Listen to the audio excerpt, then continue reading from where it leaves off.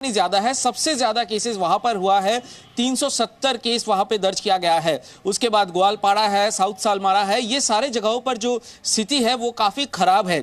और ऐसे बताया जा रहा है कि कानून के मुताबिक 14 साल के नीचे के अगर किसी बच्ची के साथ ऐसी घटना घटती है, शादी कराया जाता है, तो उनके हस्बैंड को गिरफ्तार किया जाएगा और उनके खिलाफ पॉक्सो कानून के तहत मामला दर्ज किया जाएगा। हम आपको बता दें, ये जो 3 काजियों को सिर्फ ग्वालपाड़ा में ही गिरफ्तार किया गया है, ये 3 काजी ये 2 रजिस्टर मेंटेन कर रहा था। कल मुख्यमंत्री ने भी ये बात को साझा किया रिपोर्टर से कि 2 रजिस्टर मेंटेन किया जा रहा था। एक अगर पुलिस देखना चाहता है तो पुलिस को दिखा रहा था 18 साल से। कि लोग कितना इस चीज को समझ पा रहे हैं, क्योंकि बाल विवाह अगर रोकना है तो ये घर से ही शुरुआत होती है और लोग इसका अगर विरोध करेंगे तो फिर सरकार के लिए भी बहुत बड़ी चुनौती होगी। अरविंद हमारे साथ बने हुए हैं।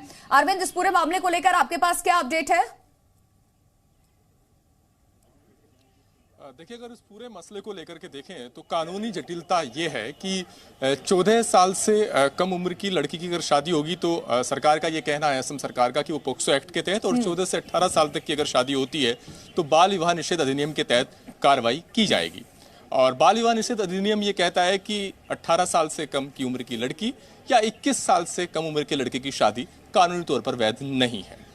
लेकिन कुछ पर्सनल लॉ है, मुस्लिम धर्म के जो पर्सनल लॉ है, उसमें ये कहा गया है कि अगर लड़की प्यूबर्टी की स्टेज पर आ गई है तो उसकी शादी को वैध करार दिया जा सकता है।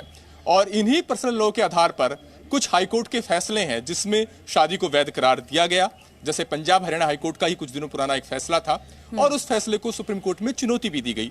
एनसीपीसीआर यानी राष्ट्रीय बाल अधिकार संरक्षण आयोग और राष्ट्रीय महिला आयोग दोनों ने सुप्रीम कोर्ट का रुख किया था और सरकार का यह कहना था, इस मसले को लेकर के सॉलिसिटर जनरल तुषार मेहता पेश हुए थे, उनका यह कहना था कि पर्सनल लॉ की आड़ में जो कानूनी अपराध है उसकी इजाजत नहीं दी जा सकती और यह सीधे तौर पर पोक्सो एक्ट का उल्लंघन है। तो सुप्रीम कोर्ट ने पिछली सुनवाई में यह कहा था कि जो पंजाब हरियाणा हाईकोर्ट का फैसला है उसे एक नजीर के तौर पर ना देखा जाए और कोर्ट का यह कहना था कि वो इस मामले में आगे सुनवाई करेगा।